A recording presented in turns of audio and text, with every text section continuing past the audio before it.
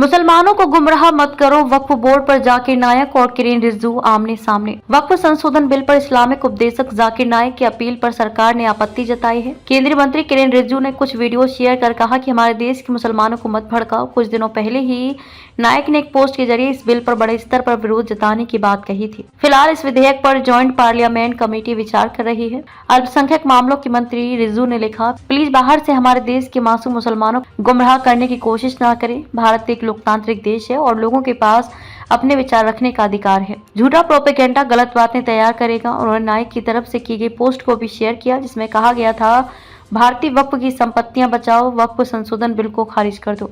नायक ने कहा था, भारत की कम से कम 50 लाख मुसलमानों को वक्फ संशोधन बिल पर अपना विरोध भेजना चाहिए। भारत के मुसलमान होने के नाते अगर हम मुस्लिम वक्फ की संपत्तियों को छीने जाने से नहीं रोक पाते हैं तो हम जिम्मेदार कहलाएंगे। नायक ने मुस्लिम समुदाय से जेपीसी के सामने वक्फ बिल के खिलाफ विरोध दर्ज कराने की अपील की। जारी है जेपीसी बैठकें। खबरें हैं कि जेपीसी की बैठकों में टकराव जारी है क्योंकि देश में कई सरकारी निकायों ने वक्फ बोर्डों पर उनकी संपत्तियों पर कब्जा रखने के आरोप लगाए हैं। समिति में विपक्षी सदस्यों ने दावा किया है कि वास्तव में बड़ी संख्या में वक्फ संपत्तियां भारतीय पुरातत्व सर्वेक्षण एएसआई सहित सरकारी निकायों के अनाधिकृत कब्जे में हैं। पीटीआई भाषा के अनुसार सूत्रों ने बताया कि बैठकों में विपक्ष की सबसे मुखर और स्पष्ट आवाजों में से एक एआईएमआईएम नेता असदुद्दीन ओवैसी ने केवल दिल्ली की ही 172 वक्फ संपत्तियों की सूची सौंपी जो उनके अनुसार एएसआई के अनाधिकृत कब्जे में है। प्रत्यर्पण पर हो सकता है विचार। अगस्त में मलेशिया के प्रधानमंत्री अनवर इब्राहिम ने संकेत दिया था कि अगर भारत विवादास्पद इस्लामिक उपदेशक नायक के खिलाफ सबूत देता है